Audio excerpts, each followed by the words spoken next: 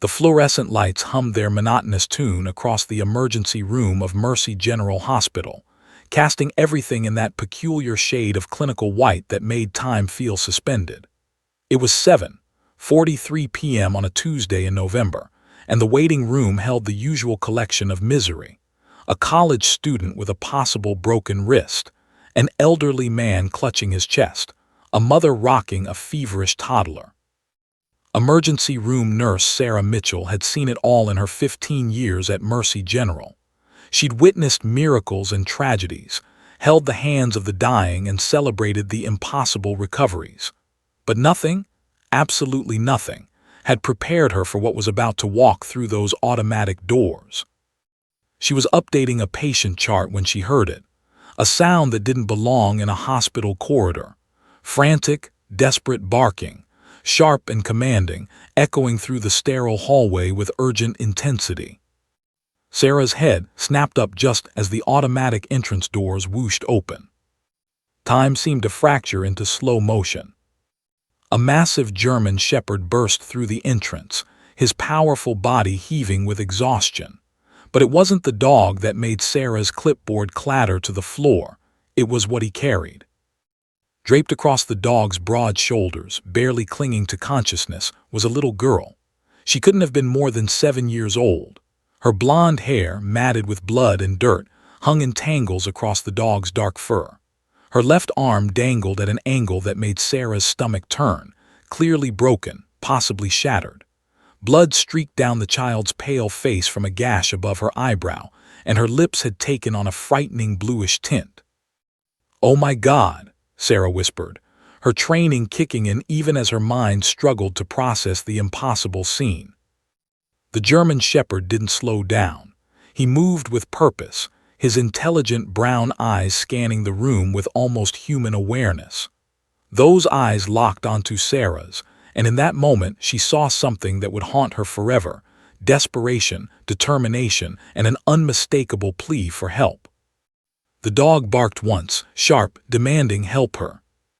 The emergency room erupted into controlled chaos. Dr. James Chen rushed from behind the nurse's station, his eyes widening. Orderly Marcus Williams stopped mid-stride, his mouth falling open. The waiting patients gasped, some pulling out phones to record, others simply staring in disbelief. "Someone call security," shouted receptionist Linda Vasquez, though her voice trembled with uncertainty. "How did you handle this? What was the protocol for a dog delivering a dying child?" Sarah forced her legs to move. Every instinct screamed at her to rush forward, to grab the child, to begin treatment immediately. But she'd worked with enough traumatized patients and animals to know better. The dog was protecting his charge. One wrong move could make everything worse. "Easy," she called softly, raising her hands in a non-threatening gesture. "We're here to help." Dr. Chen appeared at her side, his face pale but focused. He was young for an ER doctor, only 32, but Sarah had seen him handle gunshot wounds and cardiac arrests with steady hands. Still, even he seemed shaken by this. The German shepherd had lowered himself carefully to the floor, allowing the girl to slide gently from his back. But he positioned his body like a fortress around her, his muscles tensed and ready. Blood stained his dark coat, some of it clearly the girl's, but Sarah noticed fresh cuts on the dog's paws as well, raw and bleeding. "We need to assess her," Dr. Chen said quietly, taking a step forward. The dog's lips curled back, revealing impressive teeth. A low growl rumbled from deep in his chest. The message was clear: don't touch her. "Someone get animal control." Tom Rodriguez, the night security guard, huffed as he jogged toward them, one hand on his radio. "No," Sarah surprised herself with the force of her voice. "Don't you dare. That dog brought her here for help. He's not the problem." The little girl moaned softly, and the German shepherd's entire demeanor changed. The growl stopped. He leaned down, gently nuzzling her face with his nose, whimpering. Then he looked up at the assembled medical staff, and Sarah could swear she saw tears in the dog's eyes. "Please help her. I brought her to you, please." Dr. Chen slowly crouched down, making himself smaller, less threatening. "Hey, buddy," he said softly, "you did good. You did so good bringing her here, but she needs our help now. You understand, we need to help her." The dog's ears twitched forward, listening. Sarah knelt on the other side, her knees pressing into the cold linoleum. She could see the girl's chest rising and falling too slowly, too shallowly. Hypothermia, definitely. Blood loss. Shock. They were running out of time. "Let us help her," Sarah whispered, extending her hand slowly toward the dog. "You brought her to the right place. You're so brave, so good, but we need to take her now." The German shepherd sniffed her hand. His tail, which had been rigid and low, gave one small, uncertain wag. Then, miraculously, he stepped aside. "Get a gurney, now," Dr. Chen shouted, and suddenly everyone was moving. 2 orderlies rushed forward with a stretcher. Sarah and Dr. Chen carefully lifted the girl, so small, so fragile, so cold, onto the pristine white sheets. Her skin felt like ice beneath Sarah's fingers. The German shepherd followed immediately, his nose nearly touching the girl's dangling hand. When they began rolling the gurney toward Trauma Room 3, he kept pace, never more than 2 feet away. His eyes never left the child's face. "Someone check the parking lot cameras," Dr. Chen called over his shoulder. "Find out where they came from." As they burst through the trauma room doors, Sarah caught sight of the dog's paws leaving bloody prints on the pristine floor. How far had he walked? How long had this taken? The little girl's eyes fluttered open for just a moment. "Rex," she whispered, barely audible. Then she was gone again, lost to unconsciousness. But now they had a name for the hero, Rex. Sarah grabbed the trauma shears to cut away the girl's clothing, and her mind raced with 1,000 questions. Who was this child? Where were her parents? What had happened?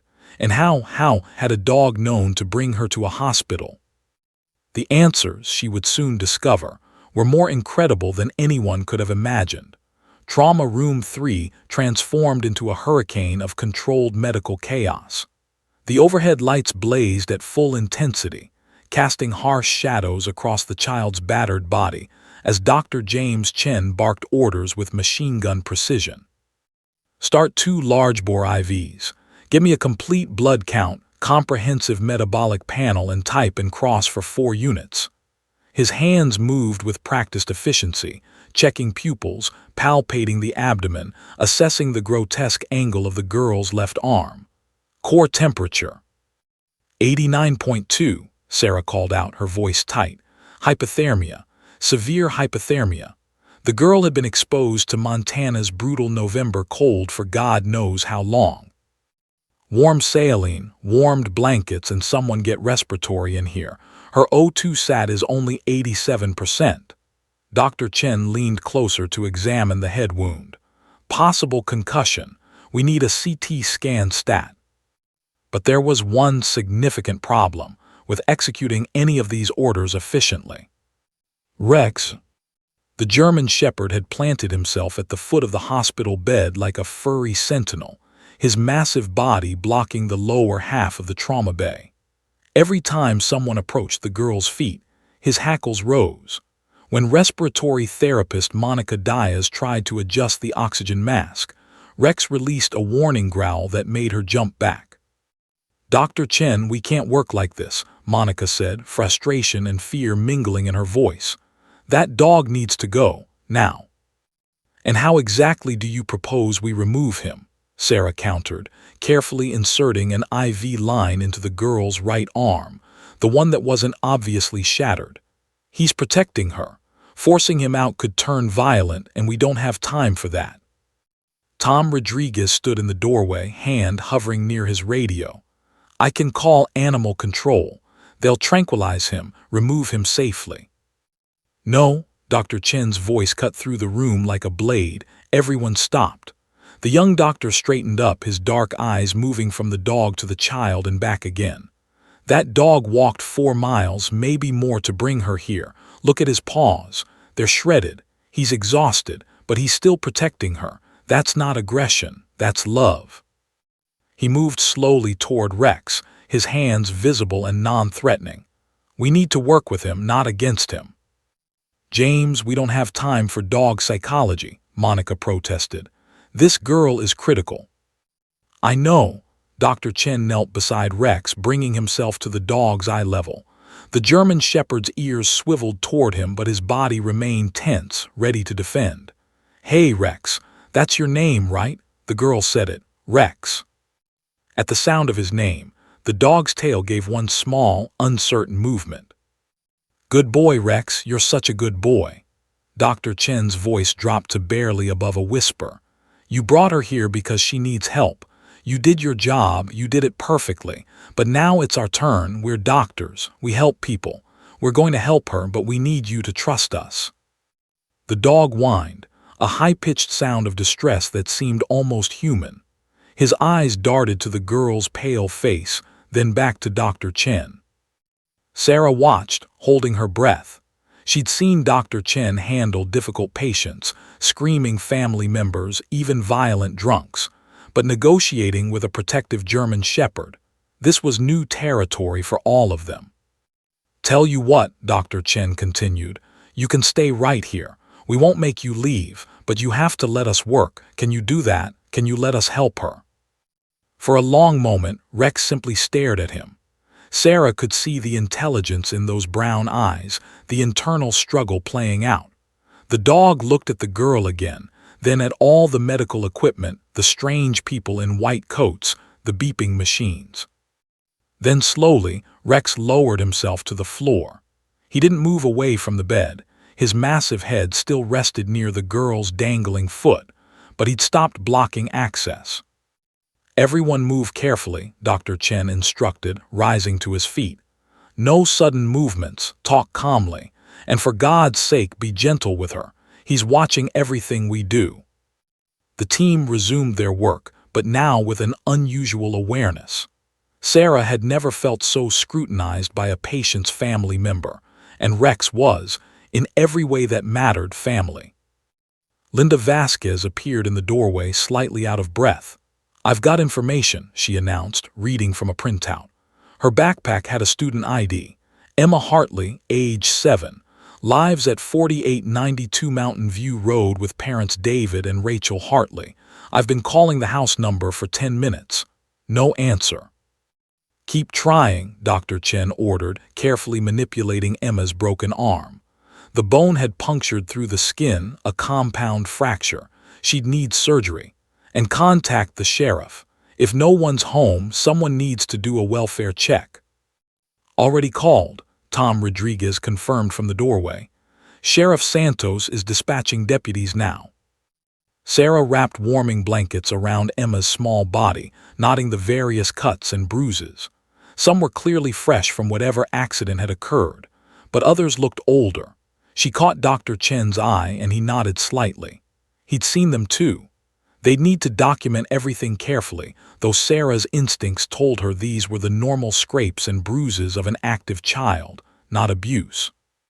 Core temp is up to 91, Monica reported, adjusting the oxygen flow. Respiration improving slightly.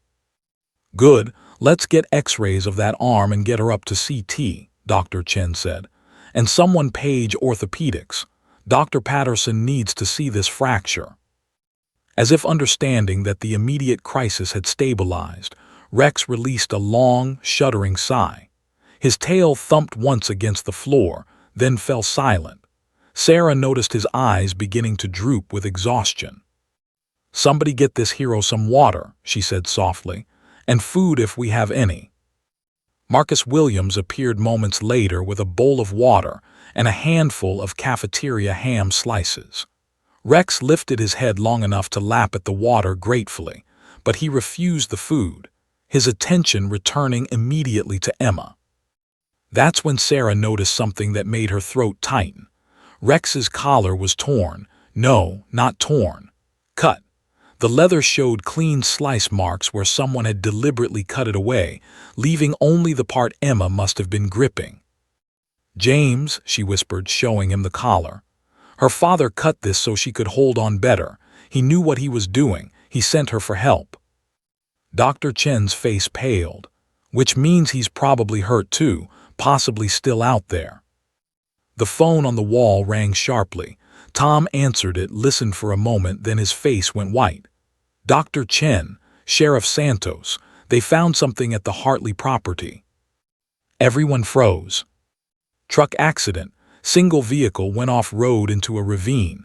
Adult male unconscious, severe injuries. Rescue team is extracting him now. Tom paused. Location is 4.3 miles from this hospital, as the crow flies. Sarah felt her knees go weak. 4.3 miles in 15-degree weather with a wounded child.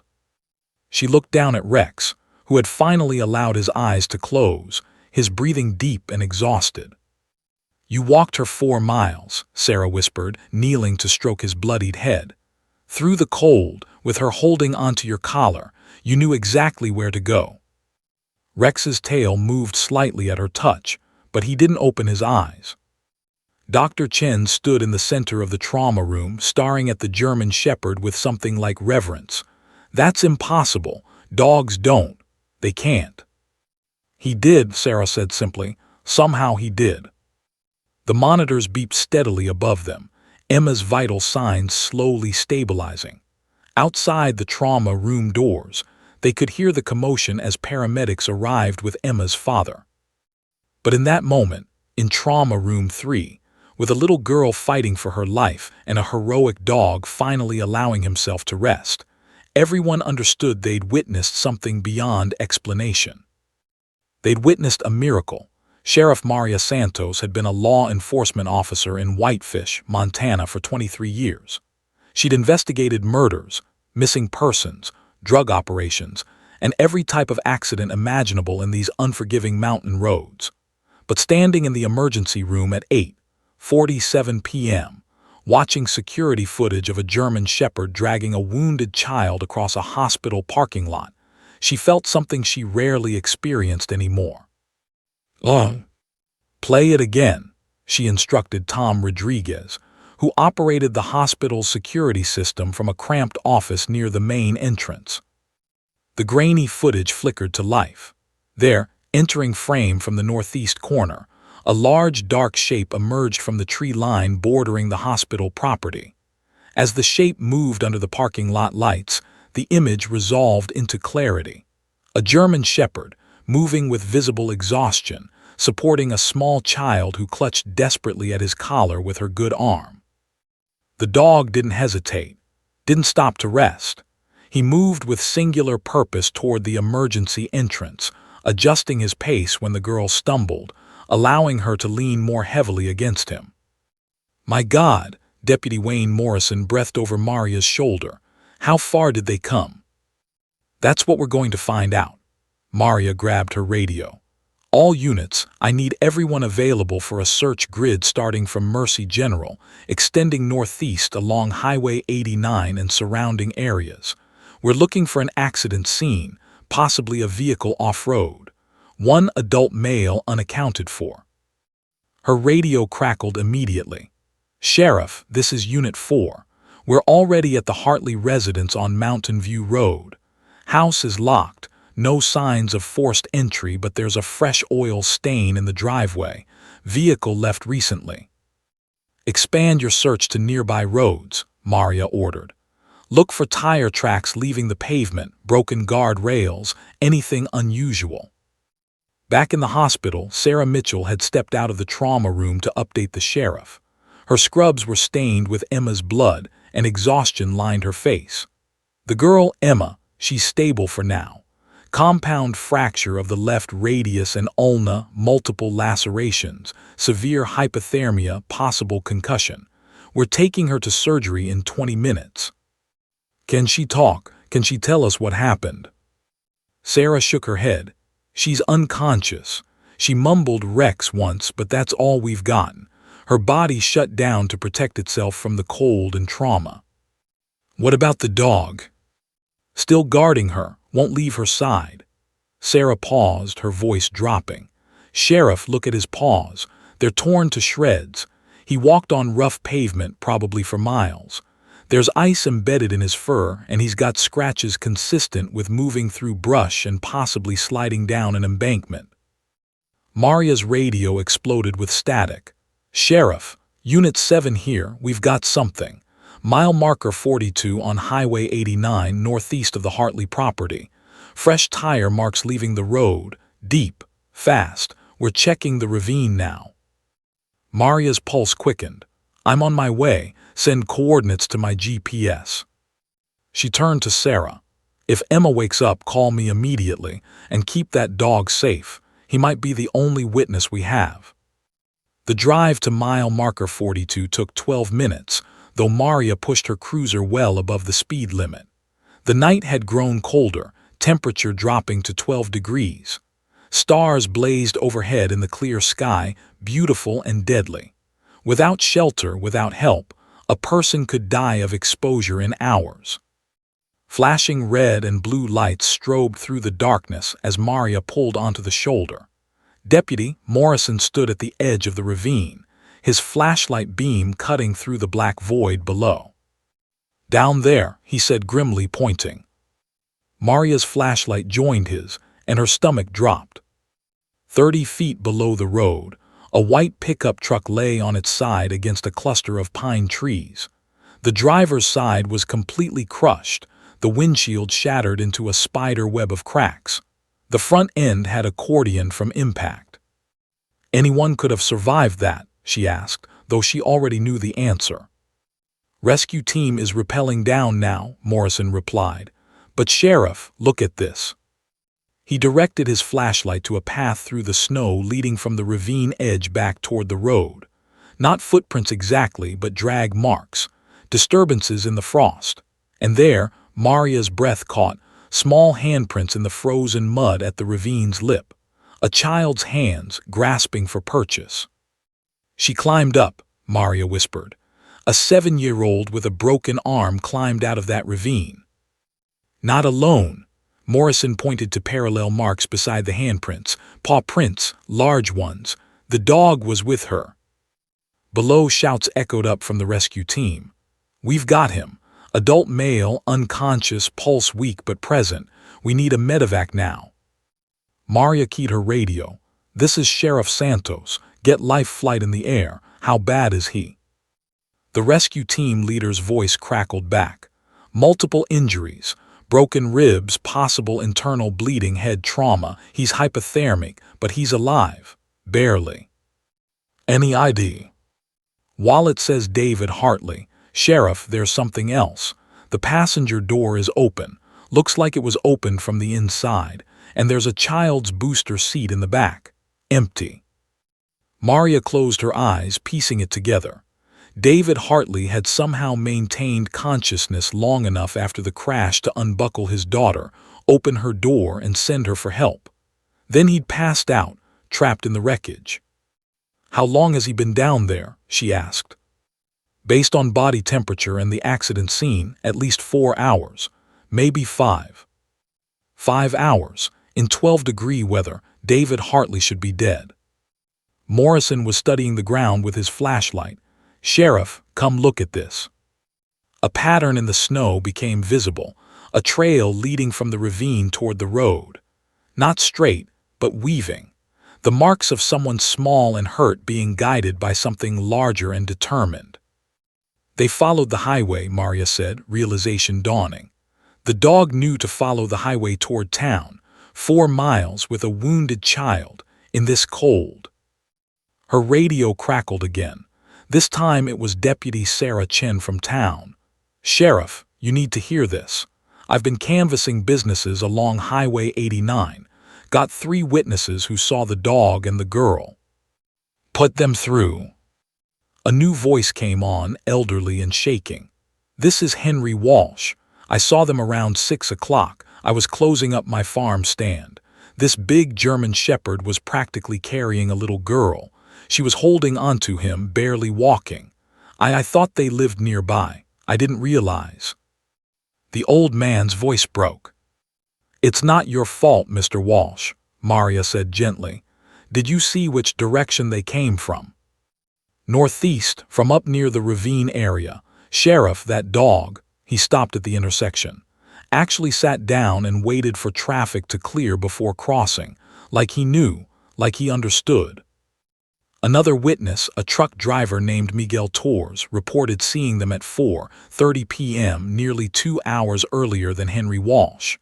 "They were moving so slow," Miguel said. "The girl could barely walk. The dog kept stopping, letting her rest against him, then moving again. I almost stopped, but I figured they were just out for a walk. I never thought." Maria did the math. If Miguel saw them at 4:30 and they arrived at the hospital at 7:43, that meant they'd been traveling for over 3 hours. 4 miles in 3 hours with a critically injured child in freezing temperatures. It was impossible. Yet it had happened. Below, the rescue team had secured David Hartley to a backboard and were hauling him up the ravine face. The helicopter's distant rotors grew louder, approaching from the south. Maria watched as they brought David up into the light. His face was gray, his breathing shallow, but he was alive. Against all odds, he was alive. And somewhere in Mercy General Hospital, his daughter was alive too. Because a rescue dog that had been abandoned and abused before the Hartleys adopted him, had refused to let them die. Maria had seen a lot in 23 years, but this was something else entirely. "Get him to the hospital," she ordered as paramedics loaded David into the ambulance. "And someone tell them Rex saved both of them." As the ambulance screamed away into the night, Maria stood at the edge of the ravine, looking at the impossible rescue route. "How?" Morrison asked quietly beside her. "How did that dog know?" Maria shook her head slowly. "I don't know, Wayne, I honestly don't know." But somewhere deep in her bones, in that place beyond logic and reason, she thought maybe it didn't matter how.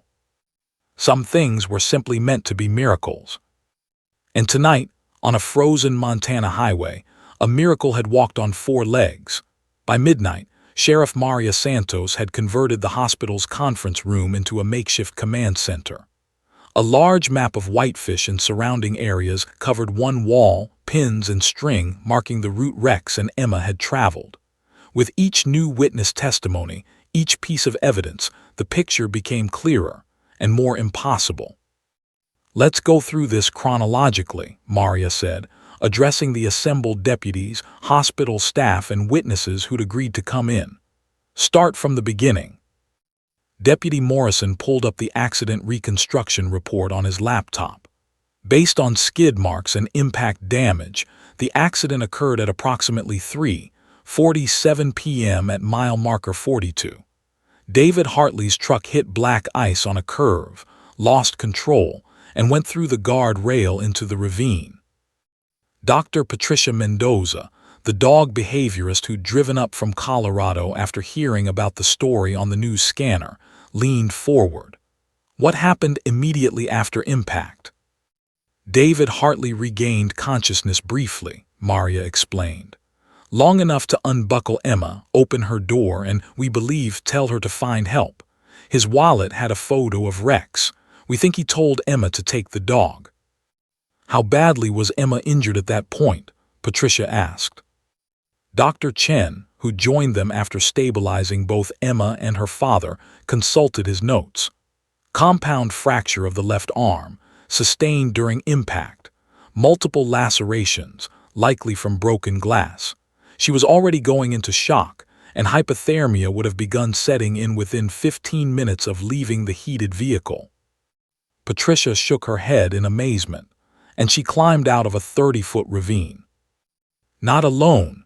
Maria clicked to a photo on the screen, paw prints and small handprints side by side in the frozen mud. "Rex helped her. Look at these marks. He was bracing against her, supporting her weight as she climbed." The room fell silent. Miguel Torres, the truck driver, raised his hand hesitantly. "I saw them first, at 4:14 p.m. I checked my dash cam timestamp." He pulled out his phone, showing the footage. "I was heading south on Highway 89, about half a mile from the accident site." On the small screen, grainy but unmistakable, A large dog appeared in the frame supporting a small child. The girl's left arm hung uselessly at her side. She stumbled, and the dog immediately stopped, pressing against her to keep her upright. "Why didn't you stop?" someone asked, not unkindly. Miguel's eyes filled with tears. I thought they were just walking home. The dog looked so purposeful, so in control. I never imagined a child that young was hurt, was fighting for her life. I'll regret that for the rest of my days." "You couldn't have known," Maria said firmly. "Rex made it look intentional, like they were supposed to be there. That's actually remarkable." Patricia nodded vigorously. "It shows incredible intelligence. He wasn't panicking, wasn't running randomly. He had a destination in mind and was controlling the pace to match Emma's abilities." "How could he possibly know where to go?" Deputy Morrison asked. "The hospital is 4.3 miles from the accident site. That dog has no search and rescue training according to his records." Maria pulled up another file on the screen. Rachel Hartley, Emma's mother, is a traveling nurse. She works at Mercy General 3 days a week. We spoke to her briefly before she went into surgery with Emma. She says they drive past the hospital regularly. Sometimes they bring Rex to the dog park that's adjacent to the hospital grounds. "So he'd seen the building before," Patricia said, excitement growing in her voice. "Dogs have exceptional spatial memory and navigational abilities. If Rex associated that building with safety, with Rachel's scent, with positive experiences, he could have formed a mental map." "But 4 miles," Dr. Chen protested, "through cold with a dying child making split-second navigational decisions." "Let me show you something." Patricia opened her laptop, pulling up research articles. "There are documented cases of dogs traveling hundreds of miles to return home. They use a combination of scent memory, magnetic field detection, and visual landmarks. Rex wasn't trying to get himself somewhere safe. He was trying to get Emma to help. That's even more remarkable. That's problem-solving on a level we rarely see." The door opened and a young woman entered, wrapped in a winter coat. "Sorry I'm late. I'm Jennifer Wu from KMTX. I heard you were collecting witness statements." "You saw them?" Maria asked. "Not personally, but my cameraman did. We were filming a story about winter driving safety on Highway 89. Show them, Derek." A young man with a beard set up a laptop and played the footage. Timestamp: 5:23 p.m. The professional camera had captured what civilian phones had missed. Rex and Emma moving along the shoulder of the highway, but the detail was extraordinary. Emma was barely conscious, her good arm wrapped around Rex's neck. The dog's gait was careful, measured. Every few steps, he would stop and look back at her, checking. When a car passed too close, Rex physically placed himself between Emma and the traffic. "My God," Sarah Mitchell whispered, "he's protecting her from the cars." The footage continued. They reached an intersection, the notorious Marlow crossing where Highway 89 met Route 12. Rex stopped, sat down. His head turned left, then right, then left again. "He's checking for traffic," Patricia breathed. "He's literally checking both ways before crossing." When the road cleared, Rex stood, gently nudged Emma to her feet, and guided her across. On the other side, the girl collapsed. The footage showed Rex lying down beside her, pressing his warm body against hers for several minutes before somehow coaxing her to continue. "That's thermoregulation behavior," Patricia explained. "He knew she was dangerously cold.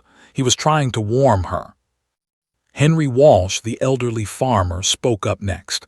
"I saw them at my farm stand around 6:15. I was closing up. The little girl, she couldn't walk anymore. She was being dragged. Rex had positioned himself so she could drape over his back, and he was literally carrying her." He pulled out his phone with shaking hands, showing a photo he'd snapped thinking it was cute. In the image, Emma lay across Rex's shoulders, her face pressed into his fur. The dog's head was up, alert, still moving forward despite the massive burden. "His paws were bleeding by then," Henry said quietly. I could see blood in the snow behind them, but he didn't stop, he just kept going. Maria traced the route on the map with her finger. From the accident site, Rex had choices. He could have gone west toward the residential area, closer, warmer houses with people. He could have gone south toward the gas station, bright lights, open, people everywhere. But he went northeast, the longest route, because it led to Mercy General Hospital. Because that's where help was, Patricia said softly. Not just any help, the right help. A convenience store clerk named Tammy Rodriguez raised her hand. I saw them around 7:00 p.m. They passed my store. I was about to go out and help, but they moved past so quickly. The dog looked at me through the window, and I swear he shook his head. Like he was saying, no, I know where I'm going. Another witness, postal worker James Chen, nodded. I saw them in the hospital parking lot at 7:35. The girl had stopped moving entirely. Rex was dragging her by letting her hold his collar while he pulled forward. When they reached the emergency entrance, he barked. Not a normal bark. It was loud, demanding. He was calling for help. That's when our cameras picked them up, Tom Rodriguez confirmed, replaying the hospital security footage one more time. Maria stood back, looking at the complete picture. 4.3 miles, 3 hours and 29 minutes. Temperature dropped from 18 degrees at 4:00 p.m. to 12 degrees by 7:30 p.m. Emma Hartley weighed 53 pounds. Rex weighed 78 pounds and had shredded paws, exhaustion, and no food or water. She paused, her voice thick with emotion. This dog made approximately 17,000 individual decisions on that journey. Every step, every turn, every stop to warm Emma, every check for traffic, every adjustment to support her weight. And he made every single decision correctly. It's impossible, someone whispered. No, Patricia Mendoza stood, her eyes bright with tears. It's not impossible. It's love. Scientific studies show that dogs' brains light up when they see their family members the same way human brains light up when we see people we love. Rex didn't save Emma because of training. He saved her because she's his family, because letting her die was not an option his heart could accept. Dr. Chen pulled up Rex's adoption records on the computer. I requested these from Whitefish County Animal Services.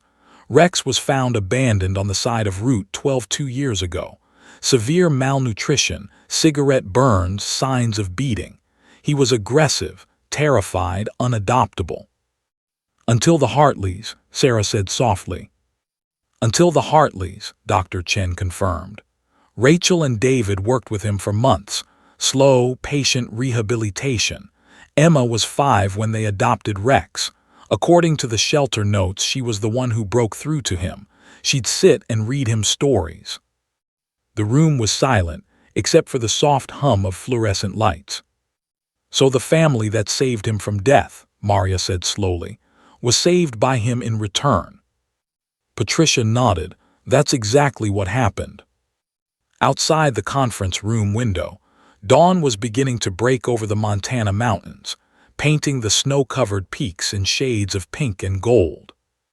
Somewhere in the hospital, Rex slept beside Emma's bed, his duty fulfilled. And across Whitefish, Montana, people who'd witnessed pieces of an impossible journey began to understand they'd seen something that would change them forever. They'd seen what love could do when everything else failed. They'd seen a miracle walk on 4 paws through the cold and dark, refusing to give up. They'd seen a hero. Day 1 in the pediatric ICU was the longest of Rachel Hartley's life. She sat in a chair beside Emma's bed, holding her daughter's small hand, the one that wasn't attached to IV lines and monitors. Emma looked impossibly fragile against the white hospital sheets, her blonde hair fanned across the pillow, her face still too pale, her breathing assisted by oxygen tubes. Machines beeped their rhythmic symphony around her. Heart rate, blood pressure, oxygen saturation, temperature, each number representing the thin line between life and death. And through it all, Rex never moved. The German Shepherd had positioned himself on the floor at the foot of Emma's bed, his massive head resting on his paws, his eyes fixed on the small girl. The hospital had bent a dozen rules to allow him to stay. Technically, only registered therapy dogs were permitted in patient rooms. Technically, Rex should have been removed hours ago. But nobody had the heart to separate them. "He hasn't eaten anything," Rachel said softly to Sarah Mitchell, who'd come to check Emma's vitals during the morning shift. Despite being off duty, Sarah couldn't stay away. "We've offered him food, water. He drinks a little, but he won't eat." Sarah knelt beside Rex, gently stroking his head. The dog's eyes shifted to acknowledge her, but he didn't lift his head. "He's keeping watch," she said. "He won't rest until she's safe." Rachel's eyes filled with tears for the 1,000th time. He saved her life, and David's, if he hadn't brought her here when he did. She couldn't finish the sentence. Dr. Chen entered, clipboard in hand, his face showing the exhaustion of a 30-hour shift. "Good morning. How's our girl doing?" "Stable," Sarah reported. "Temperature is back to normal. The arm surgery went well. Dr. Patterson was able to set the bones with plates and screws. Full recovery expected in 6 to 8 months with physical therapy." "And the head CT?" "Clear, no bleeding, no swelling. She got incredibly lucky." "Lucky," Rachel repeated with a bitter laugh. "She went through hell."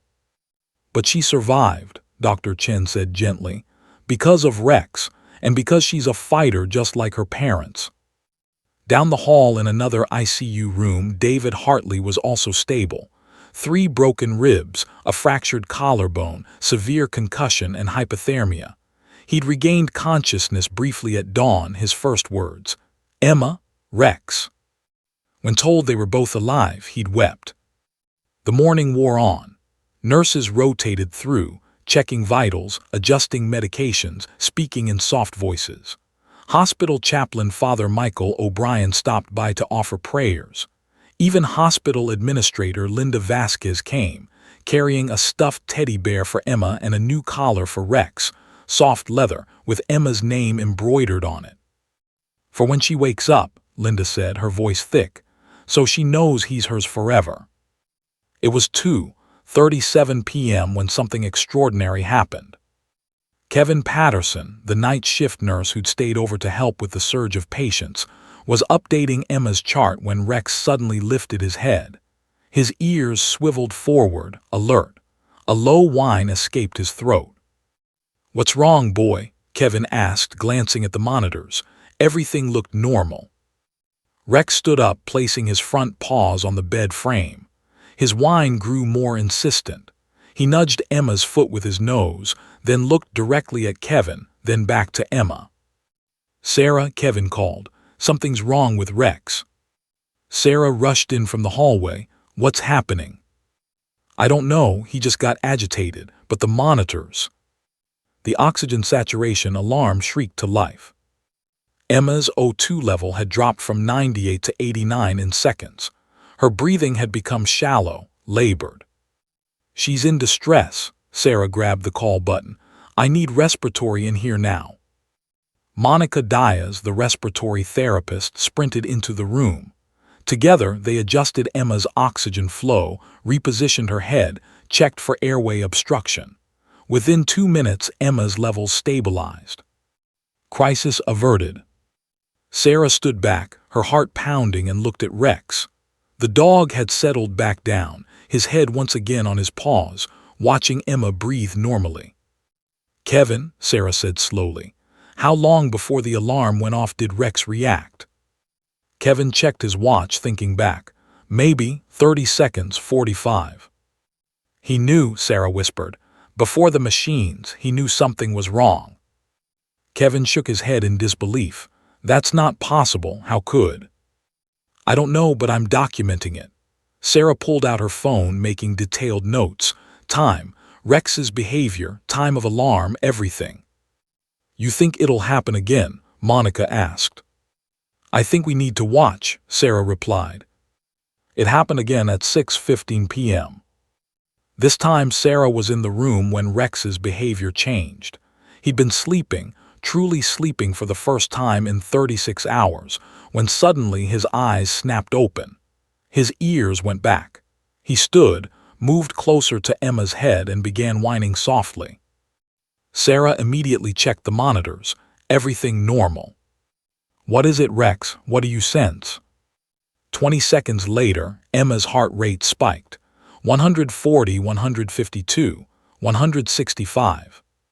Alarm screamed. Dr. Chen burst through the door. "What's happening?" "Tachycardia," Sarah called out, already preparing medication. "Heart rate 170 and climbing." They worked quickly, administering drugs to slow Emma's racing heart. It took 3 minutes to stabilize her. And through it all, Rex never took his eyes off Emma. "He did it again," Sarah told Dr. Chen as they stood outside the room afterward. "He knew before the monitors alerted us." Dr. Chen ran a hand through his hair, looking through the window at the German shepherd who'd resumed his vigil. That's not scientifically possible. Dogs can't predict medical events." "Tell that to Rex." By day 3, word had spread throughout the hospital. Nurses began documenting every instance of Rex's early warnings. It happened 7 more times over 48 hours. 3:22 a.m. Rex whined 38 seconds before blood pressure dropped. 11:45 a.m. Rex pawed at the bed 18 seconds before oxygen levels fell. 4:30 p.m. Rex barked once, sharp and urgent, 42 seconds before Emma's temperature spiked to 101, 3 degrees F. Dr. Patricia Mendoza arrived with sophisticated equipment to study the phenomenon. She attached sensors to Rex, monitored his behavior, took blood samples, analyzed everything. "Some dogs can detect seizures before they happen," she explained to the growing crowd of hospital staff fascinated by Rex. "They sense chemical changes, subtle shifts in behavior or scent that humans and machines can't detect. But this is different. This is a level of attunement I've never seen documented." "It's love," Rachel said simply, her hand resting on Rex's head. "He's so connected to her that he feels what she feels." Night nurse Kevin Patterson, who'd started bringing his own dog treats for Rex, nodded. "I've worked here 12 years.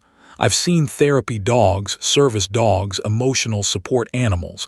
But Rex, he's not just supporting Emma. He's monitoring her. He's actively keeping her alive." On the evening of day 3, something changed. Rex, who'd been lying quietly, suddenly sat up straight. His tail, which had hung low since arrival, began to move. Slowly at first, then faster. His ears perked forward. He stared intently at Emma's face. Sarah, who'd practically moved into the room, leaned forward. "Rex, what is it, boy?" The machines showed nothing unusual. But Rex knew. He placed his head on the edge of Emma's bed, his nose inches from her face. His tail wagged harder. A soft, happy whine escaped his throat. And then Emma Hartley's eyes fluttered open. "Rex," her voice was barely a whisper, cracked and weak. But it was the most beautiful sound Rachel had ever heard. "Emma," Rachel sobbed, jumping from her chair. "Baby, I'm here, Mommy's here." Emma's blue eyes, confused and unfocused, drifted from her mother to the dog. A small smile, weak but real, crossed her pale face. "Good boy," she whispered. "You're such a good boy." Rex's tail wagged so hard his entire body shook. The ICU erupted with activity. Dr. Chen rushed in, checking vitals, shining lights in Emma's eyes, asking questions. Nurses crowded the doorway, tears streaming down their faces. Someone paged respiratory, neurology, everyone who needed to assess the awakening patient. But Emma's attention stayed fixed on Rex. "Did we make it?" she asked, her small voice gaining strength. "To the hospital, like Daddy said." "You made it, sweetheart," Rachel wept, smoothing Emma's hair. "Rex brought you here. He saved you." Emma tried to lift her injured arm but couldn't. She looked at the cast, the IVs, the machines. It hurts. I know, baby, but you're going to be okay. You're both going to be okay. Daddy. He's here. He's in another room, but he's getting better too. Emma's eyes filled with tears. It was so cold, I was so scared, but Rex wouldn't let me stop. He kept going. She reached out with her good hand, burying her fingers in Rex's fur. You didn't give up on me. Rex licked her hand gently, his brown eyes filled with devotion. Dr. Chen finished his examination, his professional demeanor cracking with emotion. Welcome back, Emma. You're one tough kid. Am I gonna be okay? Yes, he said firmly, thanks to your best friend here. As the medical team continued their assessments, Sarah stepped back, watching Rex finally allow himself to relax. The tension that had held his body rigid for 3 days released.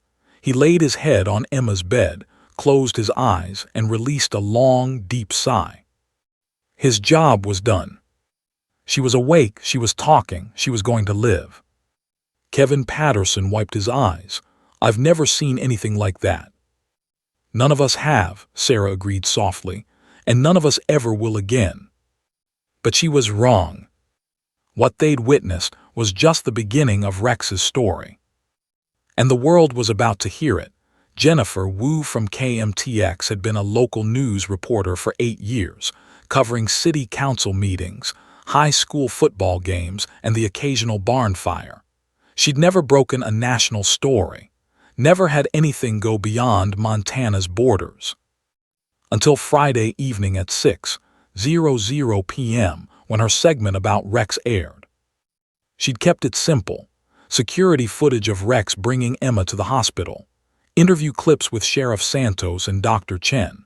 A brief statement from Rachel Hartley, her voice breaking as she thanked the dog who saved her family. And finally, footage she'd shot that afternoon, Rex lying beside Emma's hospital bed, the little girl's hand resting on his head, both of them sleeping peacefully. Jennifer had ended with a single line, sometimes heroes walk on 4 legs. By 6:47 p.m., the station's website had crashed from traffic. By 7:15 p.m., Jennifer's phone was ringing nonstop. CNN, Fox News, ABC, BBC, Al Jazeera, every major news outlet in the world wanted the story. By 8:30 p.m., Rex the Hero was trending #1 worldwide on Twitter.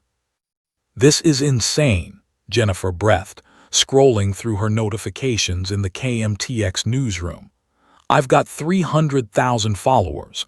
I had 847 this morning.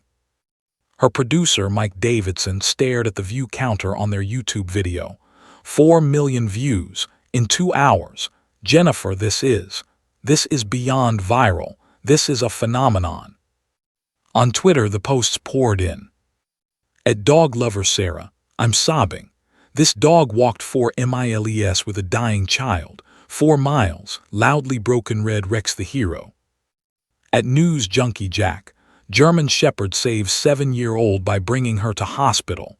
This is the most incredible story I've ever heard. Rex the Hero. At Teacher Mom 2, my kids want a German Shepherd now. Showed them Rex's story and we all cried. What a good boy, Rex the Hero. At Veteran Steve, served 3 tour, worked with military dogs. Rex's navigation and problem-solving skills are beyond anything I've seen. This dog is extraordinary. Rex the Hero. Instagram exploded with artistic tributes. Digital paintings of Rex carrying Emma through the snow. Sketches of the German Shepherd standing guard at her hospital bed. Photo edits with halos and angel wings. Within 24 hours, Rex the Hero had over 10 million posts. At Mercy General Hospital, Administrator Linda Vasquez's phone hadn't stopped ringing since Saturday morning. Good Morning America wants to come Monday, her assistant reported, juggling 3 phones. The Today Show is offering an exclusive if we say no to GMA. Ellen's People called. Jimmy Fallon. Stephen Colbert. There's a producer from Hollywood asking about film rights, and we've received 4,000 media requests for interviews. Linda pressed her temples, fighting a migraine. What about the family? Rachel Hartley says absolutely not. No interviews until Emma is stronger. She's protecting her daughter from the circus. Good, respect that. No media in the hospital except Jennifer Wu. She broke the story, she earned access. Everyone else can wait. But the circus had already arrived. By Saturday afternoon, news vans lined the hospital parking lot. Reporters did stand-ups in front of the emergency entrance where Rex had arrived. Helicopters circled overhead, getting aerial footage. Security had to establish a perimeter to keep reporters from sneaking into patient areas. The hospital's main phone line received over 10,000 calls in 12 hours. People wanting updates, offering money, asking if they could visit Rex, requesting autographs. Autographs, Linda muttered to Sarah Mitchell. They want a dog's autograph. But it was the GoFundMe campaign that truly shocked everyone.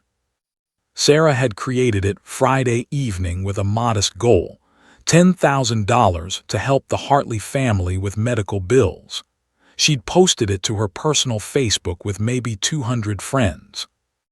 By Saturday morning, it had raised $50,000. By Saturday evening, $175,000.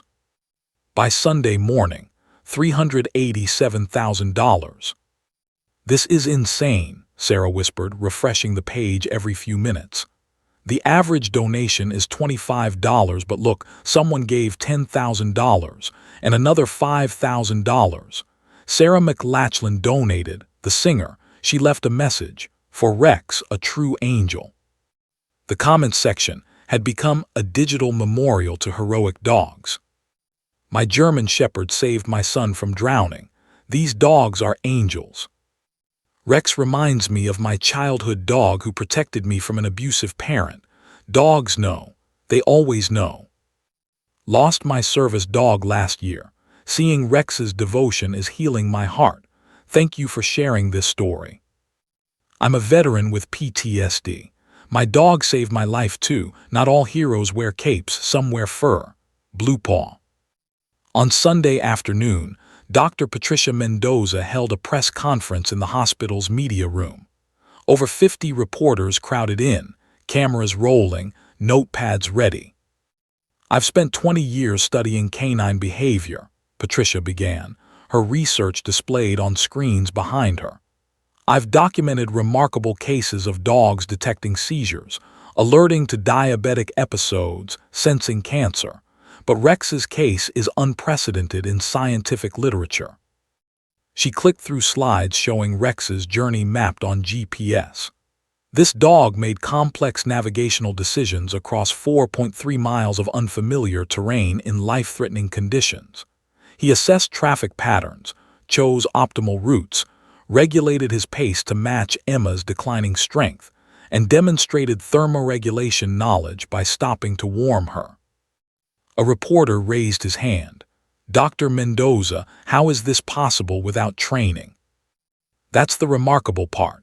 Rex was never trained for search and rescue. He was an abused shelter dog with no formal service training.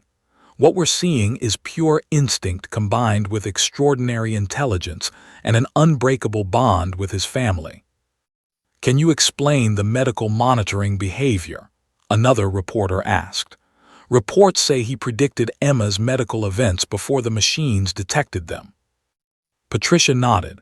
Dogs can detect chemical changes through scent that occur before symptoms manifest. Changes in blood sugar, pH levels, hormones. But Rex's accuracy rate is unprecedented. He alerted to 12 separate medical events, 30 to 45 seconds before electronic monitoring systems. That's not just impressive. That's almost supernatural. Is he a miracle? Someone called from the back. Patricia smiled. I'm a scientist.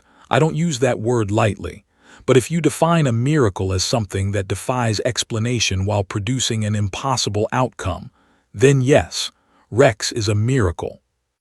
The press conference went viral immediately. Meanwhile, animal shelters across America reported something unprecedented. Adoption inquiries increased 300%. German Shepherd rescues saw their applications surge from dozens to thousands per day. "We've adopted out 40 dogs in 2 days," reported Corinne Wilson from Montana German Shepherd Rescue. "People are specifically requesting dogs that look like Rex. They're saying, 'I want a hero like Rex.'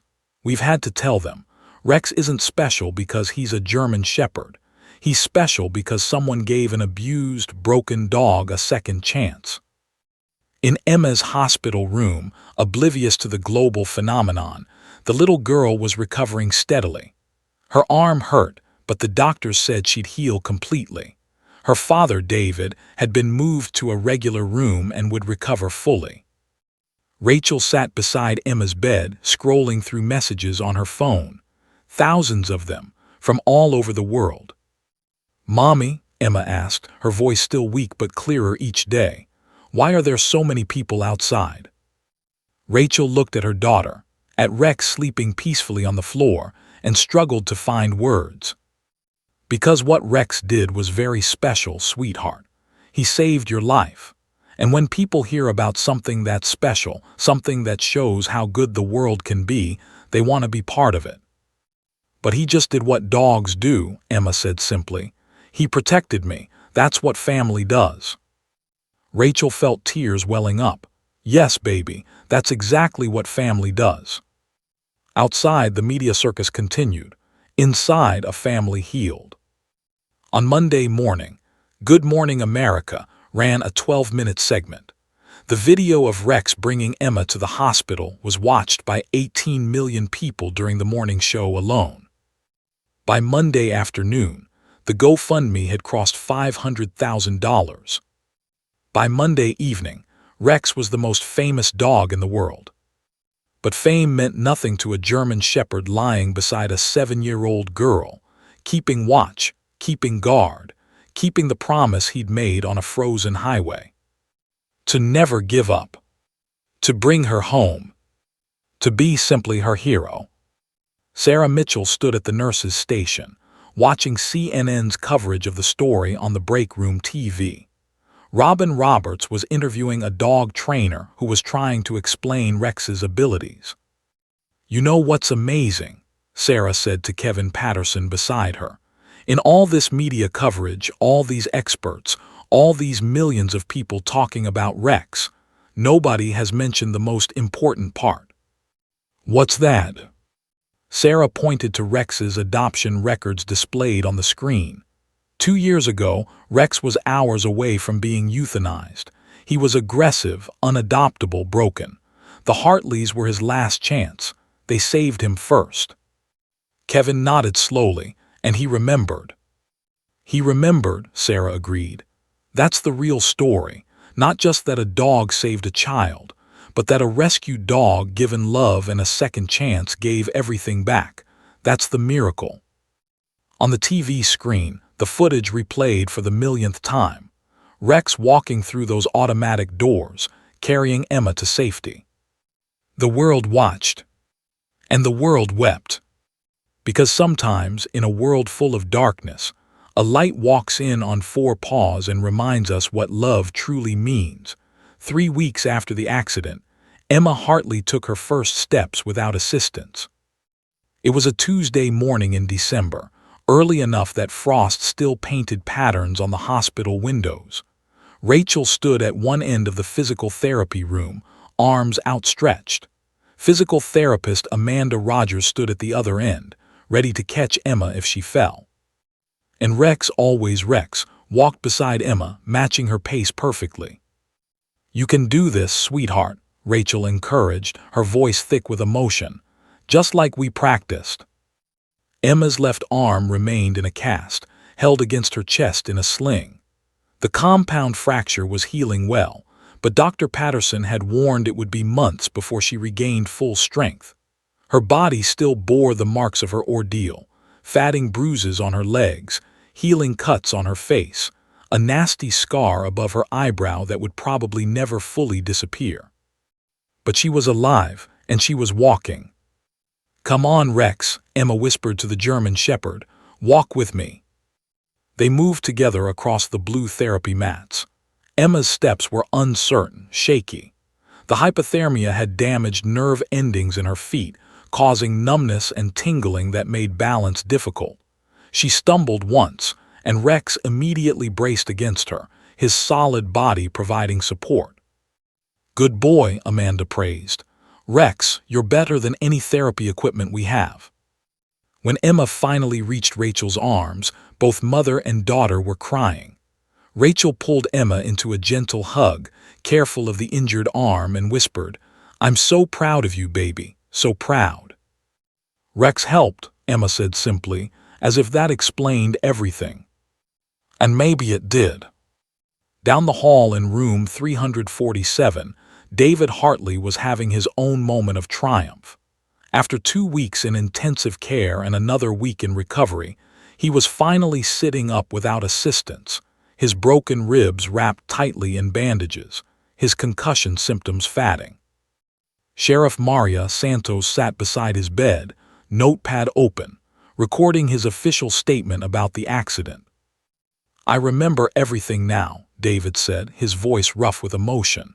"Every detail, it plays in my head on loop." "Take your time," Maria said gently.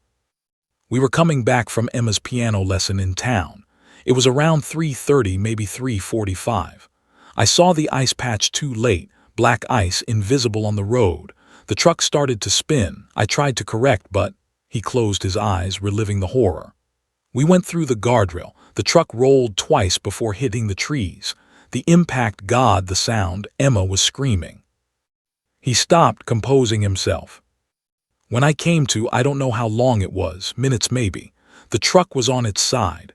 My chest felt like it was on fire, broken ribs, I know now. I couldn't breathe right. But Emma, I could hear her crying in the back seat." "What did you do?" Maria asked quietly. "I knew I was fatting, I could feel it. I managed to unbuckle myself, crawl to the back. Emma's arm was hanging wrong, blood everywhere. She was going into shock. I knew we were 4 miles from anywhere. No cell signal in the ravine, temperature dropping." David's hands shook as he continued. "Rex was in the truck bed. He jumped out and was at the door, barking, and I knew what I had to do." "You sent Emma with Rex?" "I got her door open, helped her out. My hunting knife was in the center console. I cut Rex's collar, just enough so Emma could grip it better. Then I told her." His voice broke completely. "I told her, hold on to Rex. Don't let go. He'll take you to help. Be brave, baby girl. Daddy loves you." Tears streamed down his face. "Then I passed out. I thought I'd never see her again. I thought I was sending my 7-year-old daughter to die in the cold because I couldn't save her myself." Maria put her hand over his. "You did save her, David. You made the impossible choice, and it was the right one. Rex did exactly what you hoped he would."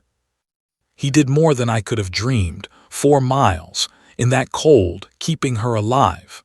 David looked toward the window, toward the room where Emma was recovering. "How do you thank someone for that? How do you repay a debt that big?" "You already did," Maria said softly. 2 years ago, when you adopted an unadoptable dog and gave him love, he was just returning the favor." The story of the accident, David's impossible choice, Emma's brave journey, Rex's unwavering loyalty, spread through Whitefish like wildfire. The small Montana town of 7,000 people rallied around the Hartley family with a force that left Rachel speechless. The Hartley farm, which had gone untended during the hospitalization, was suddenly immaculate. Neighbors had fed the animals, repaired fences, even decorated for Christmas. Local contractor Mike Peterson led a team that built a wheelchair ramp to the farmhouse, anticipating Emma's return home. Whitefish Elementary School, where Emma was a second grader, organized a Cards for Emma campaign. Over 2,000 handmade cards arrived at the hospital, each one decorated with hearts, rainbows, and drawings of German shepherds. "Rex is a hero just like my dog buddy," wrote 7-year-old Tyler Martinez. "I hope you feel better soon." "You're so brave," wrote Emma's best friend Sophie Chen. I can't wait for you to come back to school. I miss you. Rex is the best dog in the whole world. Local businesses donated too. Giuseppe's Pizza sent meals to the hospital daily. Mountain View Hardware delivered a custom dog house for Rex, insulated and heated, fit for a hero. The Whitefish Credit Union opened a trust fund for Emma's future medical expenses and education. Even more touching were the strangers. Letters arrived from across the country, from Japan, from Australia, from Brazil, people who'd never met the Hartleys but felt connected to their story. My daughter died 3 years ago from leukemia, wrote Margaret Thompson from Ohio. Your story reminded me that miracles still happen. Thank you for that gift. Enclosed is $100 for Emma's recovery. I'm a retired search and rescue handler, wrote James Rodriguez from California. In 30 years, I never saw anything like what Rex did. He's a credit to his breed and to all working dogs. Please tell him he's a good boy from all of us. I was planning to give up, wrote an anonymous letter from Oregon. Life felt too hard. Then I saw Rex's story and remembered that if a rescued dog can walk 4 miles through snow to save someone he loves, I can keep fighting too. Thank you for saving more lives than you know. Rachel read that letter to Emma one afternoon, and they both cried. Rex helped people we never met, Emma said wonderingly, just by being good. That's what heroes do, baby, Rachel replied. They inspire us to be better. The Montana governor's office called on December 15th. Governor Reynolds wanted to present Rex with the state's Citizen Hero Award, an honor rarely given to animals. The ceremony would be held at the hospital in February, after Emma was strong enough to attend. Your dog represents the best of Montana, the governor told Rachel over the phone. Loyalty, courage, perseverance. We'd be honored to recognize him. Dr. Patricia Mendoza, meanwhile, had secured funding for her research program. The Rex Study, she called it, a comprehensive investigation into the instinctive protective behaviors of rescue dogs. Universities across the country wanted to participate. Rex is changing how we understand the canine-human bond, Patricia explained during a visit to Emma's room. Your story is going to help dogs and people for generations. Emma, propped up in bed with Rex's head on her lap, smiled. He's just Rex. He's just my best friend. But Rex was so much more. On Christmas Eve, the hospital staff threw a small party in Emma's room. Sarah Mitchell brought cookies. Kevin Patterson wore a Santa hat. Dr. Chen gifted Emma a stuffed German Shepherd that looked remarkably like Rex. David, finally able to navigate with a walker, made the journey from his room to Emma's. When he saw his daughter, awake, healing, alive, he broke down completely. My girl, he sobbed, carefully hugging her. My brave, beautiful girl. Daddy, don't cry, Emma said, though she was crying too. We're okay. Rex saved us. David looked at the German Shepherd, who watched the family reunion with what could only be described as contentment. Come here, boy.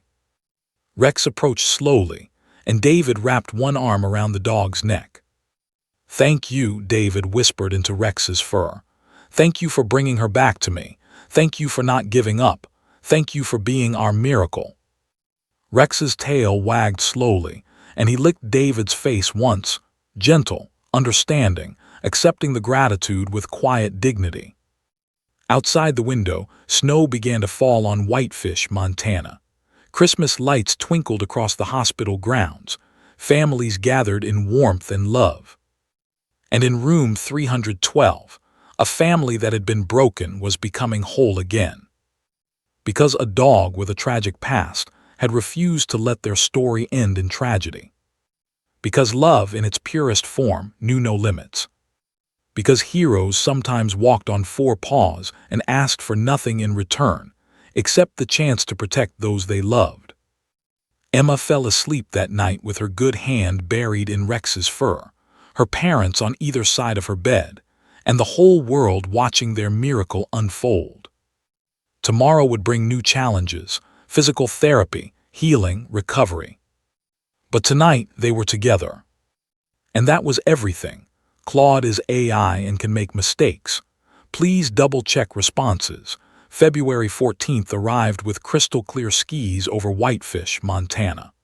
Valentine's Day had always been about love, but this year, it held deeper meaning for one family standing on the steps of Mercy General Hospital. Emma Hartley, now 8 years old, stood straight and proud despite the lingering weakness in her left arm. Her cast had been removed 2 weeks earlier, replaced by a compression sleeve and daily physical therapy. The scar above her eyebrow had faded to a thin silver line, a permanent reminder of the day her life changed forever.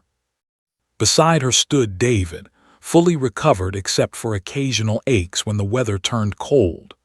Rachel held his hand tightly, tears already gathering in her eyes as television cameras assembled below.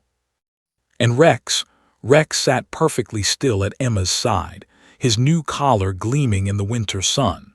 The medal around his neck caught the light, Montana's Citizen Hero Award, presented just moments ago by Governor Reynolds himself. I've given this award to firefighters, police officers, ordinary citizens who performed extraordinary acts, the governor had said during the ceremony. But never to someone quite like Rex. This German Shepherd represents everything good about Montana: loyalty, courage, and an unwavering commitment to family. Rex didn't just save 2 lives. He reminded an entire nation what love looks like in action. The hospital steps were packed with people. Sheriff Maria Santos stood in full uniform, wiping her eyes unashamedly. Dr. Chen and Sarah Mitchell held a banner reading, "Rex, our hero." Night nurse Kevin Patterson had brought his entire family. Dr. Patricia Mendoza stood with her research team, already deep into their groundbreaking study. But the crowd extended far beyond hospital staff. The entire town of Whitefish had turned out. Emma's classmates from school waved handmade signs. Miguel Torres, the truck driver who'd seen Rex and Emma on the highway, stood in the front row, still carrying guilt for not stopping. Henry Walsh, who'd witnessed them at his farm stand, had driven his old pickup into town despite the cold. News crews from CNN, ABC, NBC, and BBC broadcast live. Jennifer Wu from KMTX stood proudly among them, the local reporter who'd broken the story that captivated the world. 3 months ago, these hospital doors opened to an impossible sight, Jennifer narrated into her camera. Today, they open to a celebration of survival, courage, and the unbreakable bond between a girl and her dog. Emma approached the microphone, her small hand gripping the speech Rachel had helped her write. Her voice trembled at first, then grew stronger. "My name is Emma Hartley. I'm 8 now years old. 3 months ago I had an accident with my daddy. It was very scary. I was hurt and cold and I didn't think I could walk anymore." She paused, looking down at Rex. The German Shepherd gazed up at her with those intelligent brown eyes that had guided her through darkness. "But Rex wouldn't let me give up. Every time I wanted to stop, he would nudge me and keep walking. When I was cold, he would lie next to me to keep me warm. When I was scared, he stayed brave for both of us. He walked 4 miles with me, even though his paws were bleeding and he was tired too." Emma's voice cracked with emotion. "People keep calling Rex a hero, and he is, but he's more than that. He's my best friend, he's family, and family never gives up on each other." The crowd erupted in applause. Rachel stepped forward to steady Emma, who was crying now, and David joined them, wrapping both arms around his family. "Rex was rescued from a bad place before we adopted him," Emma continued when the applause quieted. "He was hurt and scared, but we loved him and he got better. Then when we needed him most, he saved us back. So if you learn anything from our story, learn this: rescue dogs aren't broken. They just need someone to believe in them, and maybe someday they'll save your life too." The final words brought the entire crowd to tears. Governor Reynolds stepped forward, shaking David's hand, hugging Rachel, and kneeling to present Rex with a special certificate. From the people of Montana to Rex, thank you for showing us what heroism truly means. Rex's tail wagged, the same steady, confident wag that had guided Emma through the coldest night of her life. As the ceremony concluded, Dr. Chen made an announcement that sent ripples through the watching world. Thanks to Rex, Mercy General Hospital is establishing the K-9 Alert Response Program. We'll partner with Dr. Mendoza to train rescue dogs to detect medical emergencies. Rex has shown us that dogs can monitor patients in ways our most advanced technology cannot. This program will save countless lives. Dr. Mendoza added, "We've also secured funding for the National Rescue Dog Research Initiative. Rex's journey has opened doors we never knew existed. His legacy will be felt in veterinary medicine, emergency response, and animal rescue for generations." But perhaps the most profound impact was happening quietly across America. Since Rex's story broke, animal shelter adoptions had increased 312% nationwide. German Shepherd rescues reported waiting lists stretching months into the future. More significantly, shelters reported that unadoptable dogs, those labeled aggressive, traumatized, or too damaged, were finding homes for the first time. People finally understand that rescue dogs aren't second choice. Karen Wilson from Montana German Shepherd Rescue told reporters, "Their second chance. Rex proved that the dogs others give up on might one day be the ones who save us." The Hartley family descended the hospital steps together, and the crowd parted to let them through. They walked to their truck, a new one, donated by a grateful car dealership, and prepared to drive home to their farm for the first time since the accident. Emma climbed into the back seat, and Rex jumped up beside her, resuming his eternal vigil. "Ready to go home, boy?" Emma asked, scratching behind his ears.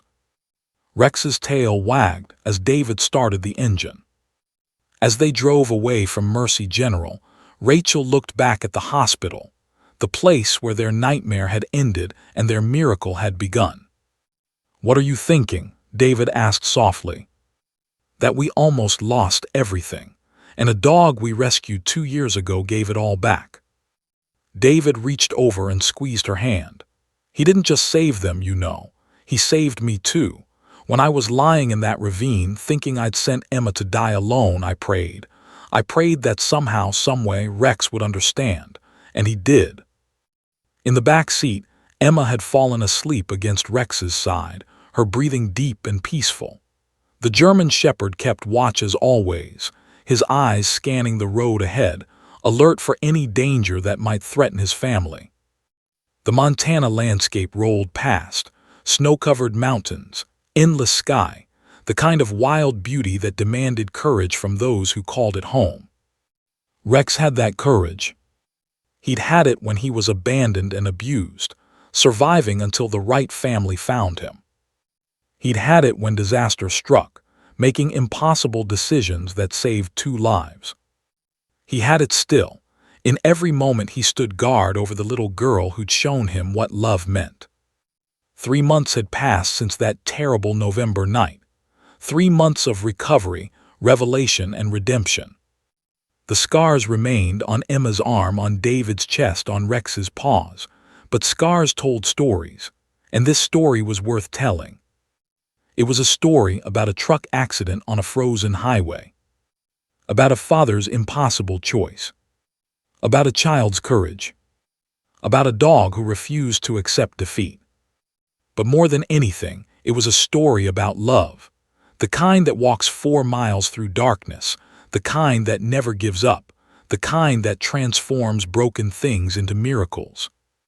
At the farm, neighbors had strung a banner across the barn, "Welcome home, heroes." Emma woke as they pulled into the driveway. "We're home," she whispered to Rex. The German Shepherd's tail wagged once, strong and sure. Home, the place worth fighting for, the place worth walking 4 miles through hell to protect. Emma climbed out of the truck, her arms still weak but healing. Rex jumped down beside her, and together they walked toward the farmhouse, Girl and dog, best friends, survivors, heroes. The world watched their story and wept. But for Emma and Rex, the story was simple. They were family. And family, real family, never let go. Not in the cold. Not in the dark. Not ever. Rachel stood on the porch, watching them approach, and whispered into the Montana wind, "Thank you." 2 words for a miracle that walked on 4 paws. 2 words for a dog who'd saved everything. 2 words that would echo through the years, through the research programs and policy changes, through the thousands of rescued dogs who'd find homes because of Rex's story.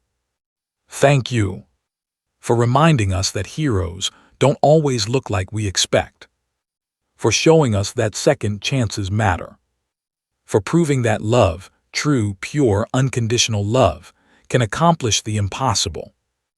Rex looked up at Emma, his brown eyes filled with contentment, and she smiled down at him. "Good boy," she said softly. "Forever and always you're my good boy." His tail wagged. And somewhere in that ancient language between humans and dogs, in that bond forged over thousands of years, a promise was renewed. To protect, to guide, to love without condition or limit. To be simply and completely family. The end.